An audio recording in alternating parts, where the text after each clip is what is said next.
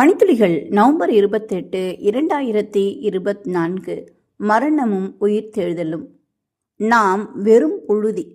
நீ பூமியிலிருந்து எடுக்கப்பட்டபடியால் உன் முகத்தின் வேர்வையால் ஆகாரம் புசிப்பாய்.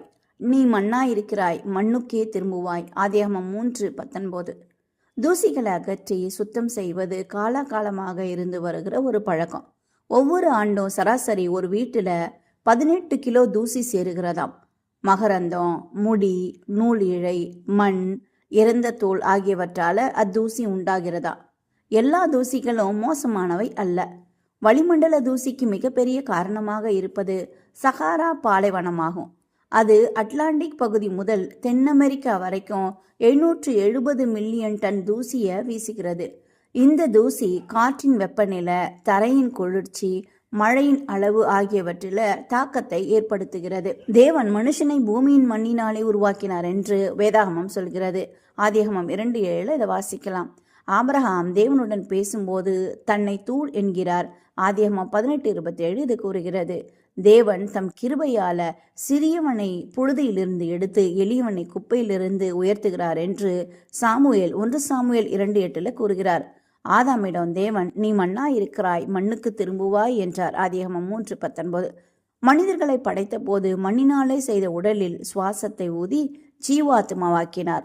மரணத்தின் போது அது தலைகீழாக நடக்கிறது. உடல் மண்ணுக்கு திரும்புகிறது, ஜீவ சுவாசம் மீண்டும் தேவனிடம் திரும்புகிறது. சங்கீதம் 146:4. உடலை விட்டு ஆத்மா தனியே இருப்பதில்லை. அது சுயநினைவுள்ள ஒன்று அல்ல.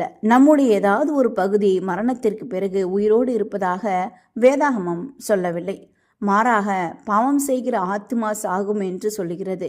எசேக்கியேல் 18:20 வாசித்து பார்க்கலாம். உயிர்த்தெழுதல் வர மரிக்கிற அனைவரும் மண்ணுக்கு திரும்புவார்கள். இன்றைய சிந்தனைக்கு தூசியை சுத்தம் பண்ண சிறந்த வழியாக நீங்க எதை கருதுறீங்க?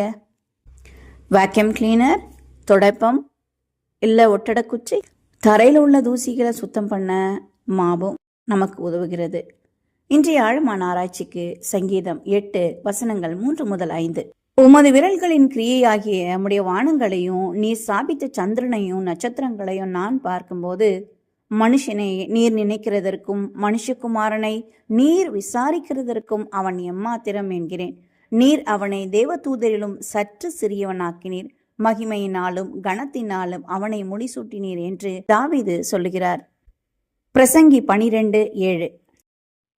இவ்விதமாய் மண்ணானது தான் முன்னிருந்த பூமிக்கு திரும்பி ஆவி தன்னை தந்த தேவனிடத்திற்கு மறுபடியும் போகாததற்கு முன்னும் அவரை உன் வாலிப பிரயாயத்திலே நினை என்று கூறுகிறது. ஏசாயா 26:19 மரித்த உம்முடையவர்கள் பிரேதமான என்னுடையவர்களோட கூட எழுந்திருப்பார்கள். மண்ணிலே தங்கியிருக்கிறவர்களே விழித்து கம்பீரியுங்கள்.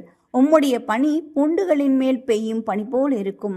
மரித்தோரை பூமி புறப்பட பண்ணும் என்று சொல்லப்பட்டிருக்கிறது. கேட்ட வசனங்களை ஆழமா தியானிங்க.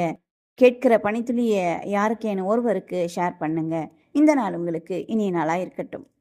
கேட்ட வசனங்களை ஆழமா தியானிங்க.